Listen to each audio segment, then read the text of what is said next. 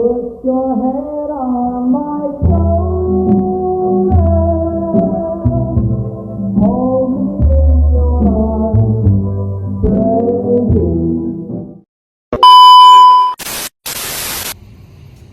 Oke, halo guys, perkenalkan diri, nama saya Alam Nikar Arga Reski Simbolon dengan NPM 2551206. Di sini saya membahas topik yaitu sampah yang ada di jalan di kehidupan bermasyarakat.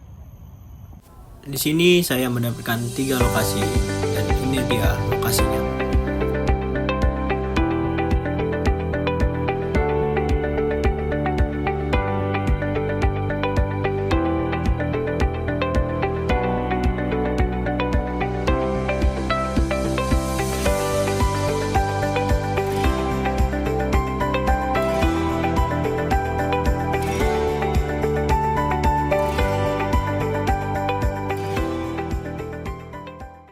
Baik, itulah lokasi-lokasi yang sering terjadi pembuangan sampah di tepi jalan. Dan di sini kita akan mewawancarai satu warga yang ada di sekitar lokasi tersebut.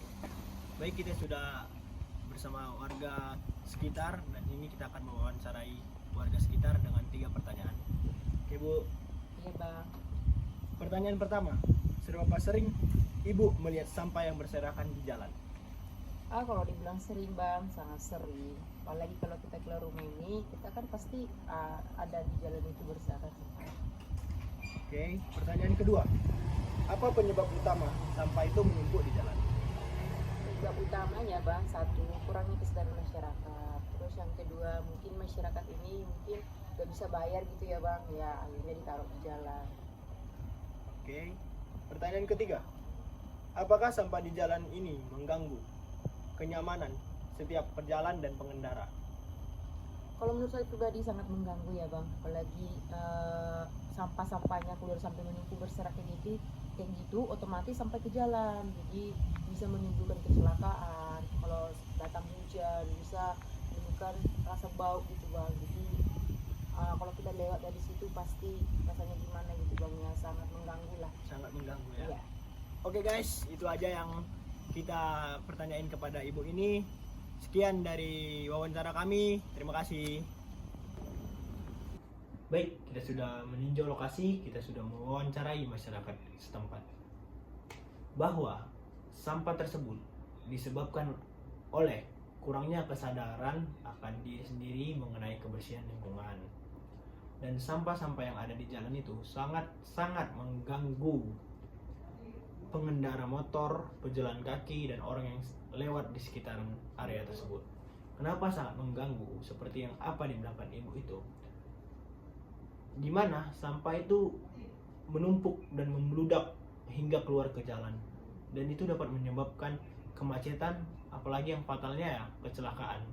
Karena di malam hari kan kita tidak dapat melihat nih, apalagi kalau misalnya kap kreseknya hitam tuh di jalan, kita lagi mengendari motor terus kita nggak lihat, kan kita bisa terjatuh akan dari ulah seseorang yang tidak sadar akan lingkungan, kita pula yang terkena dampaknya itu sendiri. Oke, kita masuk ke inti pembahasannya. Yang pertama itu adalah apakah peristiwa ini termasuk peristiwa hukum? Menurut saya ini termasuk peristiwa hukum. Karena apa sih peristiwa hukum itu? Peristiwa hukum itu adalah kejadian atau keadaan yang terjadi di dalam masyarakat dan menimbulkan akibat hukum, seperti menimbulkan hak dan kewajiban. Yang dimana ini pemerintah sudah memberi spanduk peringatan di jalan itu untuk tidak membuang sampah, dan di situ ada undang-undang yang mengaturnya yang akan kita bahas di poin keempat nanti. Oke, di sini masuk di poin kedua, yang dimana poin kedua ini membahas tentang objek dan subjek hukum.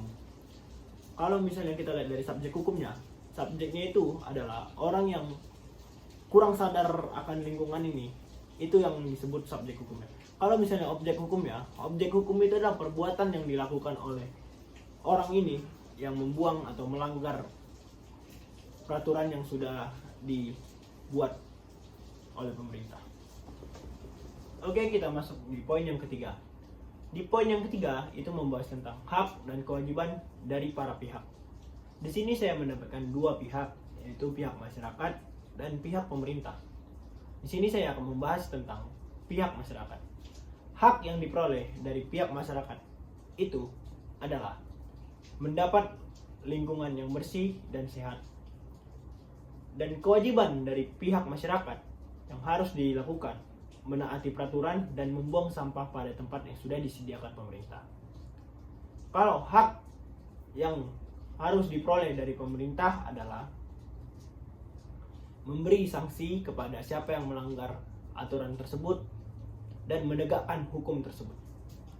Kewajiban dari pihak pemerintah yang harus dilakukan adalah menyediakan fasilitas tong sampah, mengelola sampah itu, dan menjaga kebersihan lingkungan itu sendiri. Kita masuk di poin yang keempat, membahas tentang apa saja norma yang berlaku dalam topik yang saya bahas ini. Yang pertama itu adalah Perda nomor 9 tahun 2021 yang dimana membuang sampah di kawasan tersebut dikenakan denda sebesar 25 juta. Yang kedua adalah Perda nomor 11 tahun 2013. Terdapat dua pasal, yaitu pasal 64 ayat 1 dan pasal 69 ayat 1. Pasal 64 ayat 1 berbunyi, setiap orang dilarang membuang sampah di jalan, taman, atau tempat umum. Pasal 69 ayat 1 berbunyi, siapa yang melanggar ketentuan ini dikenakan denda atau sanksi pidana sebesar 2,5 juta. Oke, masuk poin yang kelima. Di sini membahas tentang topik yang saya angkat ini masuk ke dalam ranah hukum apa. Di sini paling dominan adalah ranah hukum HAN atau hukum administrasi negara. Yang dimana, kenapa saya bilang HAN? Karena peraturan yang mengatur itu adalah peraturan daerah. Ini bisa dibilang juga masuk ke dalam ranah pidana karena dasar hukumnya itu adalah Undang-Undang 32 tahun 2008, yaitu tentang lingkungan hidup. Jadi kalau masuk ke dalam ranah pidana ini kalau jumlah sampahnya banyak dan mengandung zat-zat yang berbahaya. Oke, segitu saja deh dari saya, Lemdikar, untuk tugas ujian akhir semester saya. Ini bukan hanya sekedar tugas, tetapi juga untuk menyadarkan warga bahwa pentingnya membuang sampah pada tempatnya. Sekian dari saya undur pamit. Terima kasih.